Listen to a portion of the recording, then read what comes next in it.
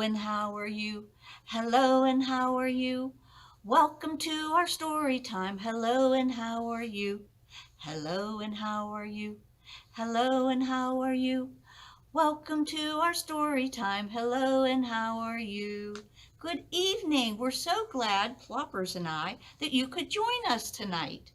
We're going to do some special stories about cats tonight, and we have a special guest. This is Stripes, my kitty, and she's going to help us do our alphabet. Are you ready?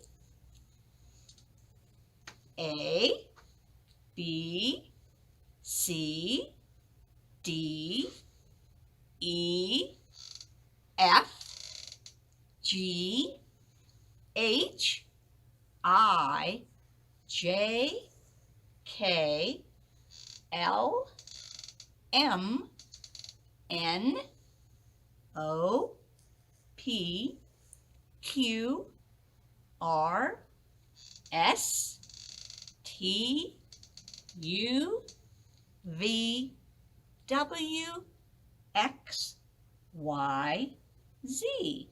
And our letter for today is the letter C for cat. Can you think of anything that starts with the letter C? Oh, what's that? Flopper said candy. Oh, and Stripe said chocolate candy. That's our favorite, huh? What else do we like? Or what else? Oh, how about carrots? Carrots, yes. Um, Christmas. Oh, we like Christmas. I think everybody likes Christmas. So that's good. Should we count now? Let's see how far we're going to count. Oh, we're going to count to 8. And I forgot I dropped my thing here. So we'll go ahead. We'll go 1, 2, 3, 4, 5, 6, 7, 8. 8 cats. And Plopper says, hey, you threw me down. All right. Are we ready for our first story? Let's listen. I am the boss of this chair. I am the boss of this chair by Carolyn Crimmy. I, Oswald Minkelhoff, Honey Bunny the Third, am the boss of this chair. You may look at it and you may walk by it, but you may not sit in it, because I am the boss of this chair, and that's that. I am the boss of other things too, like toilet paper, the back door, meals, Bruce, and my fluffy pillow with the golden tassels. Being the boss is much easier when you're the only cat in the house.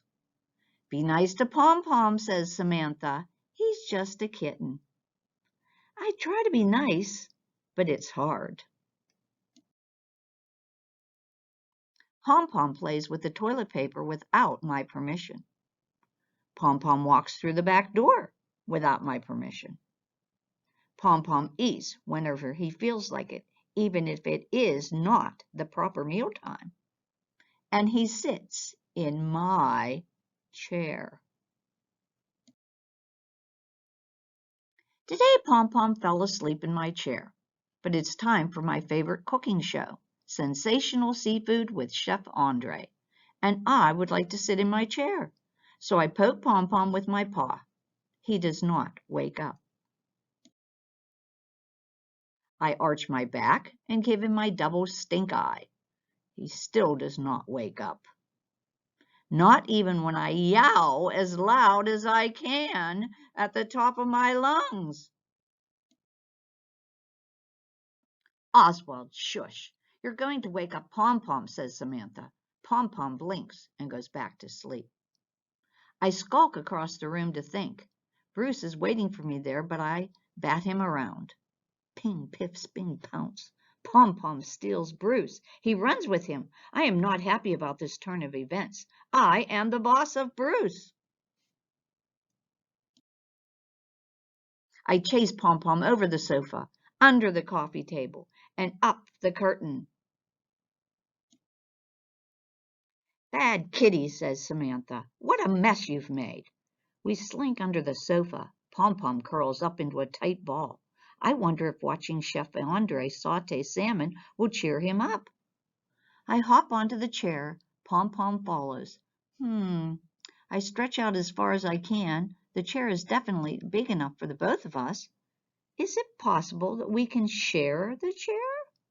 Dare I ask, is it also possible that it is even more fun when we share the chair? And more snuggly? We watch Chef Andre saute salmon and agree that it looks quite delicious. Because I am such a kind and generous boss, I decide that Pom-Pom can be my co-boss. We headbutt to make it official.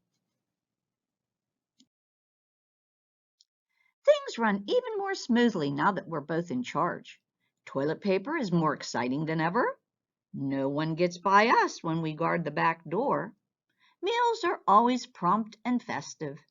Bruce now has 2 cats to play with instead of just 1. And at the end of the day, we both demand belly rubs before I climb onto my fluffy pillow with the golden tassels, because there are some things I'm still the boss of.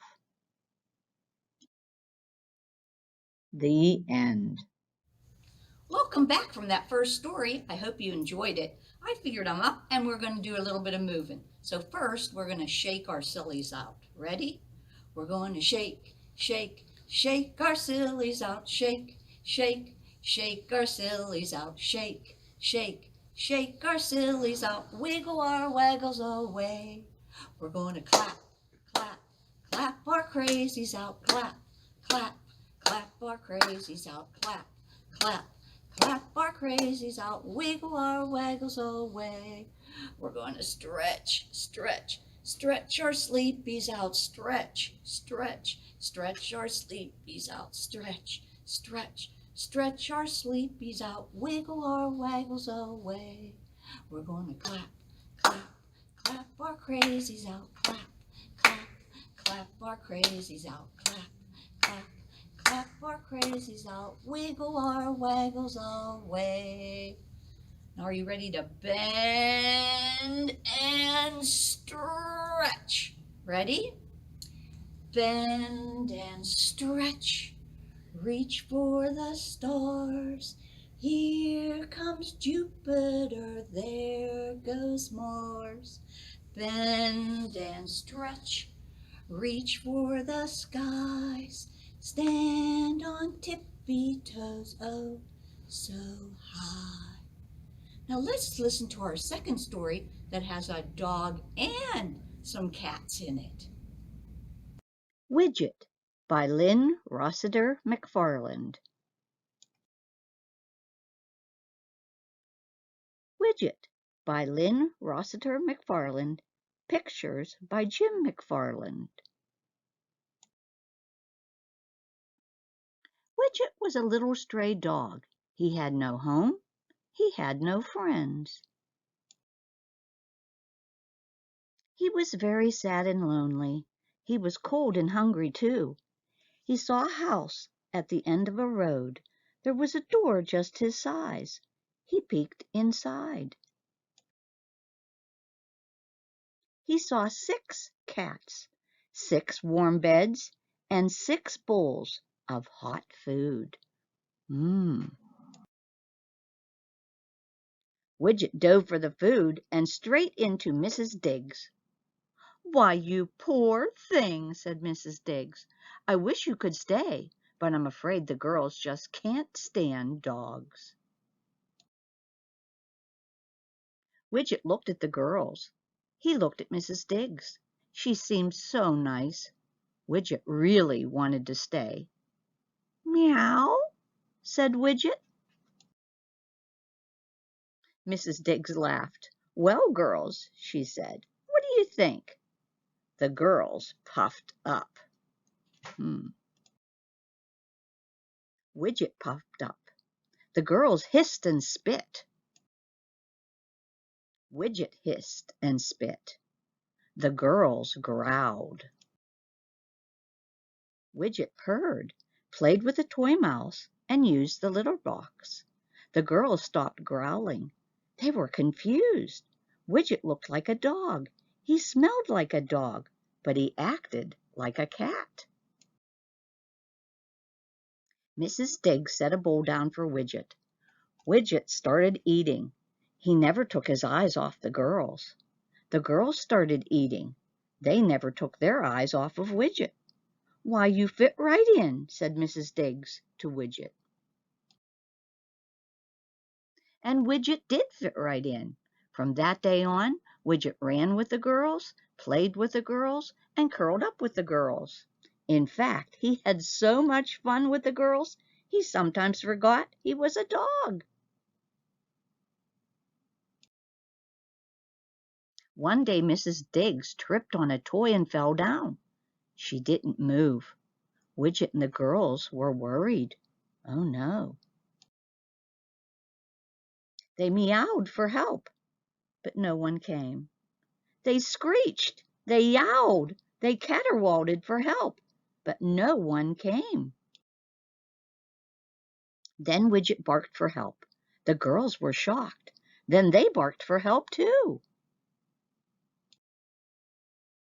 Everyone came. Mrs. Diggs was saved. "I didn't know you had a dog," said a neighbor. "Oh, yes," said Mrs. Diggs. "It's nice to have a dog. Right, girls?" "Oh, yes," the girls agreed. The end. Stripes and I hoped you liked our 2 books that I read on Storytime today, but we wanted to tell you about some other books that you might be interested in. We have The Cat Barked by Lydia Monks, an old standby, Walt Disney's The Aristocats, which is also a movie. We have Pete the Cat, and he gets in lots of adventures, and Cat Nights by Janet Manning, just to mention a few that you might find at our library, or I bet even at your own local library. So I guess it's about time to say goodbye. So we'll finish up with our song, Skidamarink. Are you ready? Skidamarink-a-dink-a-dink, skidamarink-a-doo.